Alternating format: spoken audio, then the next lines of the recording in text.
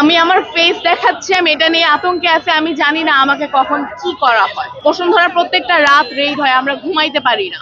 আমরা গোলাগুলির আওয়াজ শুনি, আমরা বাসার নিচে পুলিশ দেখি। আমরা শিক্ষার্থী, এই দেশ চলবে আমাদের দ্বারা। আমাদের উপর যদি এরকম অত্যাচার করা হয়, দেশ কেন, কোন রাষ্ট্র এভাবে চলতে পারে না। তারা তো আমাদের ছোট, তারা কেন রিস্কে আছে? তাদের বয়স না এটা এগুলো ফেস করার। আমাদের এগুলো কোনো ইন্টেনশন ছিলই না। কেন এত মানুষ মারা যাচ্ছে? কেন? পুলিশের ওখানে প্রচুর বিজিবির গার্ড, বর্ডার গার্ড সবকিছুই আছে। রাস্তা দিয়ে আসার সময় আমি বসুন্ধরা থেকে এখানে আসছি, র্যাব, পুলিশ সব জায়গায় অবস্থান করা। এন্ড পেট্রোলিং তো চলতেছে, লাইক অলওয়েজ চলতেছে।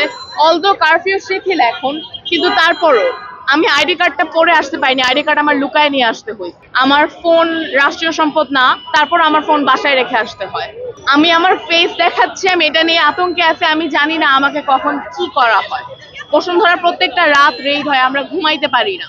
আমরা গোলাগুলির আওয়াজ শুনি, আমরা বাসার নিচে পুলিশ দেখি। আমরা জানালা বারান্দায় যাইতে পারি না, কারণ ছোট ছোট বাচ্চারা, 6 বছরের বাচ্চা ছাদে যায় মারা যায়। এক মেরাদিয়ার এদিকে, বাড্ডার এদিকে পুলিশ ওপেন শুটিং করে। কেন স্টুডেন্টের উপর শুটিং করে? এটা কোন ধরনের আইনে আছে? এটা কেন হচ্ছে এগুলা? আমরা বিচার চাই, আমরা আমাদের সেফটি চাই। আমরা জাস্ট চাই আমাদের 9 দফা মানা হোক। আমরা এটা শান্তিপূর্ণ আন্দোলন, এটা এর থেকে বেশি কোনো কিছু না।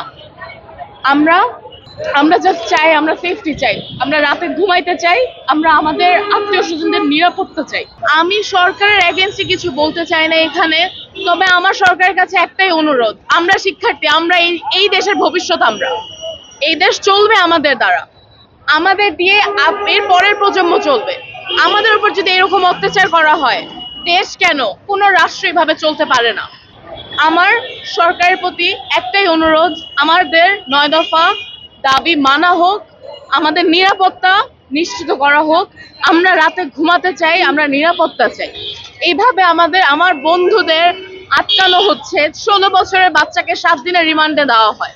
যে পর্যন্ত আমরা গলা না উঁচা করি, যে পর্যন্ত আমরা সোশ্যাল মিডিয়ায় না ফাটাই, সে পর্যন্ত তাদের ছাড়া হয় না। সেটা কেন?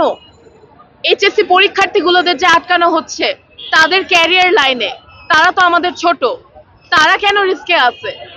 তাদের বয়স না এটা এগুলো ফেস করার। আমরা এগুলো ফেস করার জন্য না, আমাদের এগুলো কোনো ইন্টেনশন ছিলই না। কেন এত মানুষ মারা যাচ্ছে? কেন?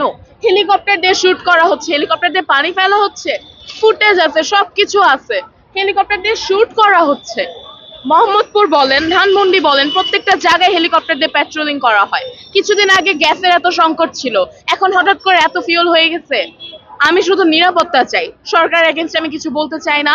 আমি শুধু চাই আমাদের শিক্ষার্থীদের নিরাপত্তা, আমাদের লাইফ নর্মাল করুক, আর আমাদের 9 দফা দাবি মেনে নেয়। আর আমাদের অর্গানাইজার, আমাদের সমন্বয়কদের ছেড়ে দেওয়া হোক।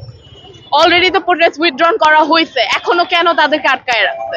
ছোট ছোট বাচ্চা মারা যাচ্ছে, বারান্দায় যায় শুট করা হচ্ছে। এক বাচ্চা বারান্দায় গেছে, সে ওখানে গুলি খায় মরছে। একটা বাচ্চা পরের টেবিলে বসে গুলি খায় মরছে। কেন?